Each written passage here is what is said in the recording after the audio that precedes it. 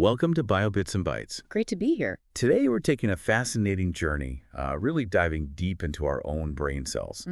Specifically, dendritic computation. Yeah, it's a field that's really exploded. It has. For years, the neuron was seen as pretty simple.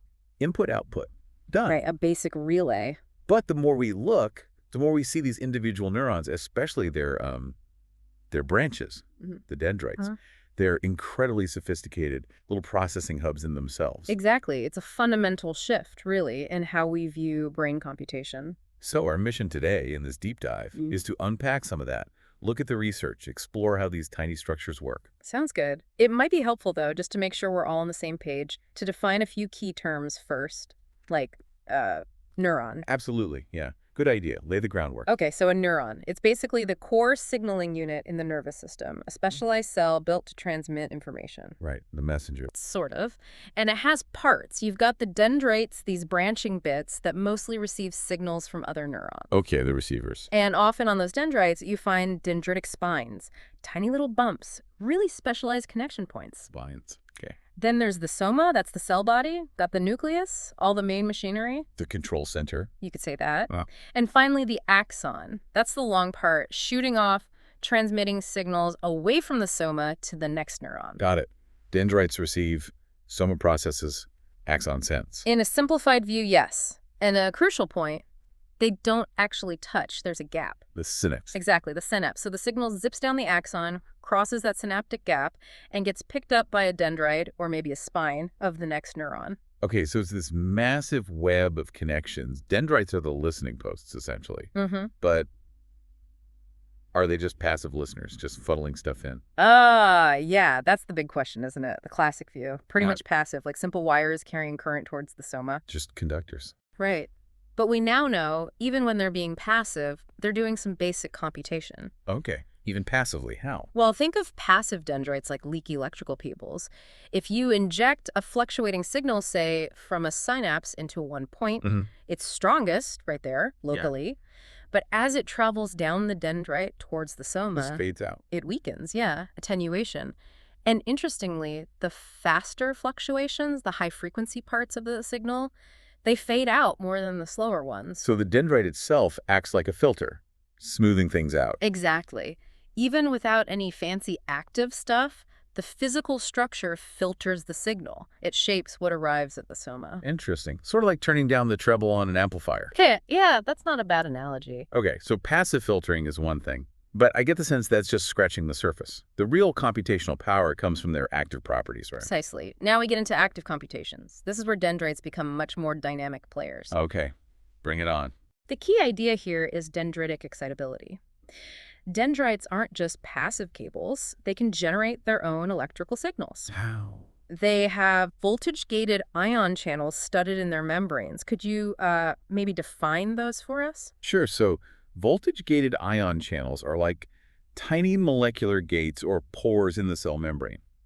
They open or close in response to changes in the electrical voltage across that membrane. Perfect. When they open, they let specific ions, charged particles like sodium, potassium, calcium, flow across the membrane. And that flow of charge is an electrical current, changing the neuron's voltage. Exactly. So these channels give dendrites the power to actively respond, to amplify, and even generate electrical events locally. They're not just at the mercy of the incoming signal. Okay, so they have their own little signal boosters or processors built in. What kind of things can they do with this excitability? Well, one really mind-bending thing is backpropagation. Backpropagation. Sounds like it's going the wrong way. Kind of is. Normally, the action potential, that's the main electrical spike neurons use to communicate. The big firing signal. Right, that normally starts near the soma and travels down the axon towards other neurons. Can we quickly define action potential and axon, again, just for clarity? Good call. So the axon is that long projection sending signals away from the cell body, the soma. And the action potential is a very rapid, large change in voltage that travels along the axon like a wave. Yeah. It's the neuron's primary way of sending a signal over a distance. Thanks. So the surprise was discovering that once that action potential is triggered and starts going down the axon, it can also spread backwards, up into the dendrites it came from. Whoa, so the output signal loops back to affect the input structures. Exactly. It totally challenged the old one-way street idea of information flow within a neuron, Cajal's law of dynamic polarization. This creates an internal feedback loop. A feedback loop inside one cell. What does that do? Several things. That back-propagating action potential can pop open some of those voltage-gated channels in the dendrites. Yeah. This can trigger slower electrical events in the dendrite, these dendritic voltage-gated ionic currents. These currents can then spread back towards the soma and the axon initial segment. Where the main action potential starts. Right. And that can make the neuron more likely to fire more action potentials in response to ongoing input. It's like the neuron's output primes its own input branches. Amplifying its own response. Yeah. It's like the neuron is talking to itself, adjusting its sensitivity. In a way, yes. It's quite sophisticated. Now, I've also heard about global dendritic spikes. How are those different? Are they bigger? They can be, yes. Global dendritic spikes are significant electrical events that can happen across large parts of a dendrite. We see them quite clearly in layer 5 cortical pyramidal neurons. These neurons have these really long dendrites stretching way up called apical dendrites. Okay, big cells, long dendrites. And synapses way out on those distant branches have a problem, right? Passive attenuation. The signal gets really weak by the time it reaches the soma. Yeah, you mentioned that filtering effect. So to overcome that, these neurons seem to have a second spike initiation zone way out in the distal dendrite. Another trigger point. Kind of. Yeah. If enough synaptic input arrives out there, it can push the voltage past a threshold and trigger a big regenerative spike right there in the dendrite, often involving calcium ions, Ca2+. A calcium spike. Yeah, a dendritic calcium spike. This causes a massive depolarization locally, and perhaps you could define depolarization. Sure. Depolarization just means the inside of the neuron becomes less negatively charged compared to the outside, moving closer to the threshold for firing an action potential. It's an excitatory change. Right, so this big dendritic depolarization can then spread down towards the soma and give it a really strong pick, making it fire a burst of regular action potentials. It's like a booster for distant inputs. We think this happens in hippocampal neurons too, important for memory. Wow. So distal inputs aren't ignored. They have their own way to make a big impact. It's like distributed processing within one cell. That's a great way to put it. And it allows for things like coincidence detection across different parts of the neuron. Coincidence detection, like detecting when things happen at the same time. Exactly. Take those layer 5 neurons again. Imagine a regular action potential propagating back up into the dendrite. The back propagation we talked about. Right. If that arrives at a distal part of the dendrite at the same time as a strong synaptic input hits that same area. Okay, two signals meeting far out. That combination, that coincidence, can be just what's needed to trigger one of those big dendritic calcium spikes. Oh, so the back propagating signal acts like a primer, or maybe part of the trigger. It seems so. And when that calcium spike fires, it drives a burst of action potentials at the soma. It's called BAC firing, back-propagating action potential activated calcium spike firing. BAC firing, okay. It means the neuron isn't just summing up total input, it's specifically sensitive to the timing of inputs across its different compartments. Did this input arrive with that back-propagating signal? That adds a whole temporal dimension to the processing, doesn't it? It's not just how much input, but when and where. Precisely. Dendrites also manage the segregation and amplification of inputs. This is really neat. Segregation and amplification. How does that work? Okay, so if you get multiple excitatory signals arriving close together on the same dendritic branch, Right. they tend to sum up sublinearly. The total effect is less than the sum of the parts, if you like. Sublinear. Okay, diminishing returns on one branch. Kind of, but if those same inputs landed on different branches, they tend to sum more linearly. Each adds its contribution more effectively. So inputs are treated differently depending on whether they cluster or spread out. Yes. And here's the amplification part. If you get a bunch of synapses firing synchronously really close together on the same branch, A strong local cluster. that concentrated input can be enough to trigger a local dendritic spike right there on that branch. A smaller, more localized version of the global ones, perhaps. And that boosts the signal. Big time. It significantly amplifies the impact of that clustered input, making it much more likely to influence the soma, but without necessarily affecting other branches as much. The neuron can selectively boost specific input streams based on their precise location. Selective amplification. Yeah. That's powerful. Focusing attention almost at the single neuron level. Now, what about dendritic multiplication? That sounds even more computationally intense. It's a related idea pushing beyond simple addition. Dendritic multiplication suggests that within a single branch, the combined effect of multiple inputs can sometimes be supralinear. Superlinear, so more than the sum of the parts. Exactly. Two inputs together might produce a response that's significantly larger than just adding the responses from each input alone. This likely comes from those local voltage-gated channels and other nonlinearities in the dendrite's electrical behavior. Again, this seems to be more of a within-branch phenomenon. Between different branches, the summation tends to be closer to linear. And interestingly, inhibition, specifically GABAergic inhibition, can tune this. It can sort of control how multiplicative a branch is. So dendrites aren't just adding, they might be multiplying signals within their branches, and inhibition can tweak that calculation. Incredible. Okay, I also read about dendrites performing logical operations like computers. And D gates, not T gates. Is that really happening? It's a very compelling idea. The way excitation and inhibition interact locally, especially a type called shunting inhibition, can mimic logical operations. Shunting inhibition. Yeah, it's inhibition that doesn't necessarily hyperpolarize the cell much, but it increases the membrane conductance, makes it leakier locally. So if an excitatory input arrives near an active shunting inhibitory input, Excitatory current just leaks away. pretty much, it gets shunted, reducing its impact dramatically. So you could imagine a scenario where a dendritic branch only effectively passes a signal to the soma if an excitatory input is active, AD not a nearby inhibitory input. That's a basic AD not gate. A logical AND-NOT operation within a tiny piece of dendrite. Potentially, yes. Now, whether a whole dendritic tree acts like a complex network of these Boolean gates is still debated. It's probably more nuanced than that. But this framework helps us think about the sheer computational potential packed into these structures. It really does. But for these local tricks, the multiplication, the logic gates, the inputs have to land in exactly the right spots, right? Absolutely critical. The precise spatial arrangement of synapses on the dendritic tree is paramount for these local nonlinear computations to work. This is just mind-blowing. The neuron isn't a simple switch. It's like a whole circuit board shrunk down. Can we look at some real-world examples? How does this dendritic computing actually help us, or other animals, do things? Definitely. A classic example is directional selectivity in the retina. Could you define retinal ganglion cells for us? Sure. Retinal ganglion cells are neurons located near the inner surface of the retina. They're the final output neurons of the retina. Their axons bubble together to form the optic nerve, which carries visual information to the brain. Thanks. So some of these ganglion cells fire strongly when a visual stimulus moves in one specific direction across the retina, but not when it moves in the opposite direction. They like movement going left, say, but not right. Exactly. And how do they compute that? Dendritic mechanisms are key. It likely involves those local nonlinear interactions within the dendrites and a very precise timing and arrangement of excitatory endpoints. Could you define excitatory and maybe inhibitory too? Okay. An excitatory input or synapse is one that makes the receiving neuron more likely to fire an action potential, usually by causing depolarization.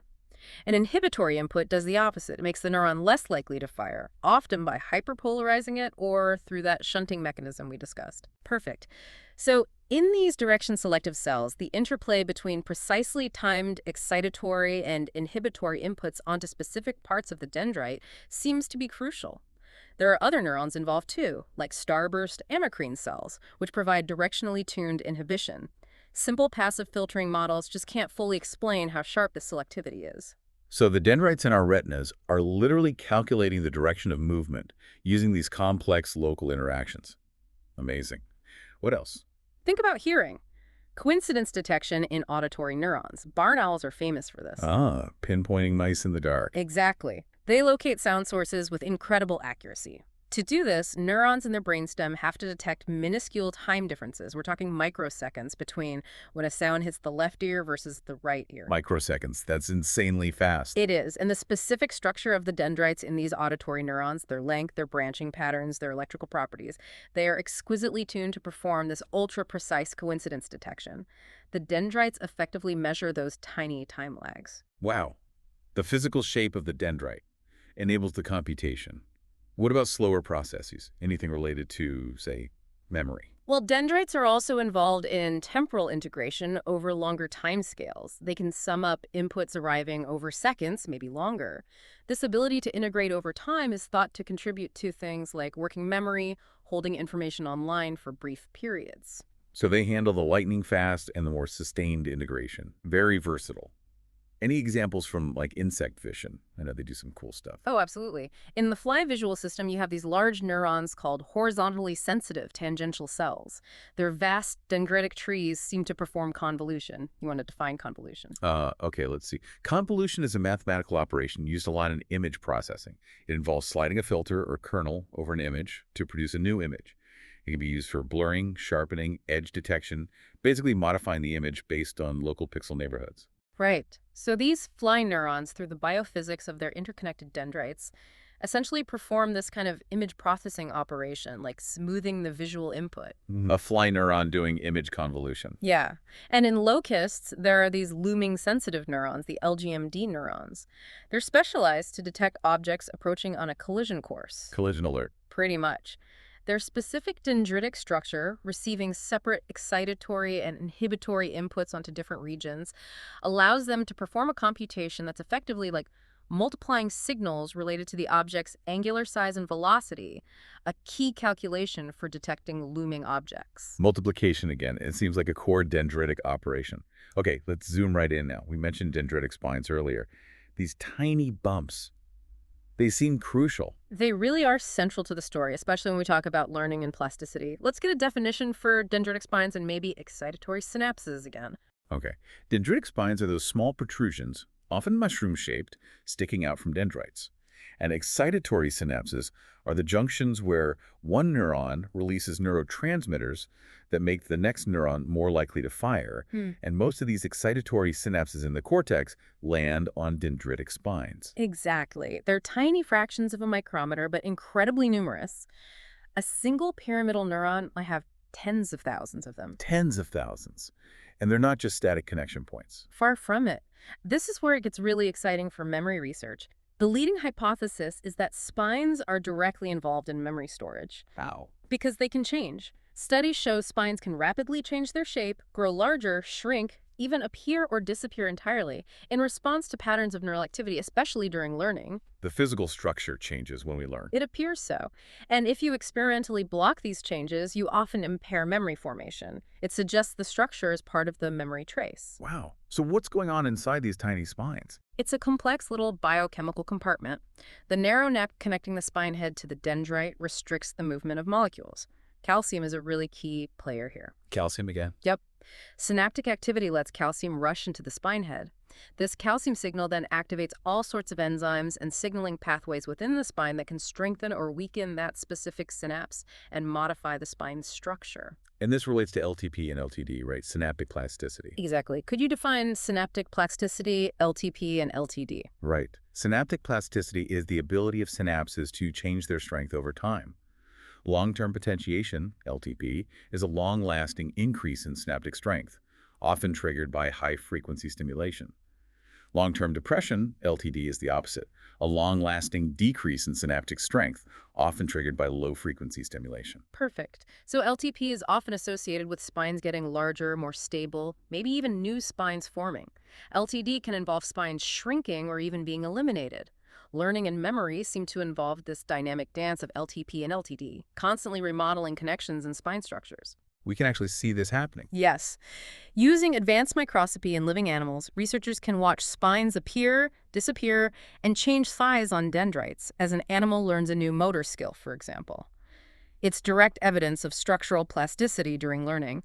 There's even competition between new spines for connections. It's like a constant rewiring based on experience happening at the level of these tiny spines. Precisely. Understanding these modifications is absolutely crucial for understanding learning. And sadly, abnormalities in spine structure and density are linked to conditions like Alzheimer's and Parkinson's disease. Which underscores their importance for healthy brain function. Okay, as we pull this all together, can we recap the main principles of how dendrites actually integrate all this information? They get bombarded with signals. What happens next? Okay, the core job is synaptic integration. Take all those inputs, sum them up somehow, and decide whether to fire an action potential. The output signal. Right, which usually starts in the axon near the soma. So the signals generated at the synapses on the dendrites, the EPSPs, excitatory, and IPSPs, inhibitory, maybe define IPSP quickly. Sure. An IPSP, or inhibitory postsynaptic potential, is a change in voltage that makes the neuron less likely to fire an action potential, usually by making the inside more negative, hyperpolarization, or by shunting current. Thanks.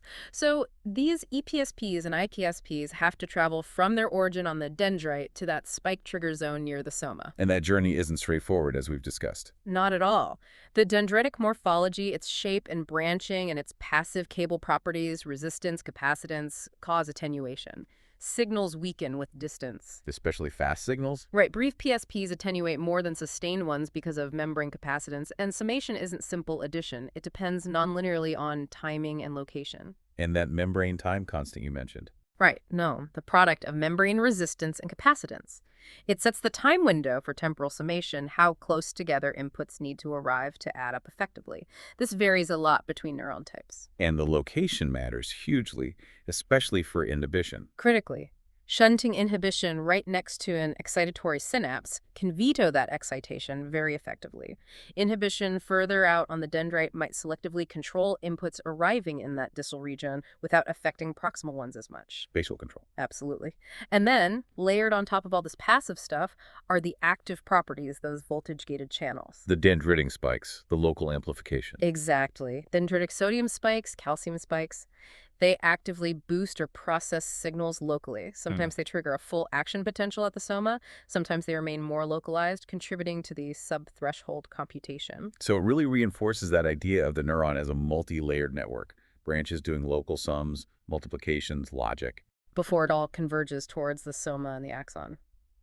Yeah, individual dendritic branches acting as computational subunits is a really powerful way to think about it now. This has been, well, absolutely mind-expanding. A truly deep dive into dendritic computation. It's just incredible to think these tiny branches are so much more than passive wires. They really are active, sophisticated processors. Doing everything from filtering signals to complex logic, detecting coincidences, amplifying specific inputs. It's a whole toolkit within the neuron. And the dendritic spines add another layer. This dynamic structural element hides so closely to learning and memory. The link between structure and function is so clear there. Yeah. These principles of integration, passive properties, active channels, the crucial role of timing and location, they all come together to shape what the neuron ultimately tells its neighbors. It's a beautifully complex system. It really is. And understanding it better, as you said, opens up huge possibilities for figuring out brain function, memory, learning, and what goes wrong in neurological disorders. This is fundamental stuff. Thank you so much for breaking it down for us today. My pleasure. It was a great conversation. Thank you.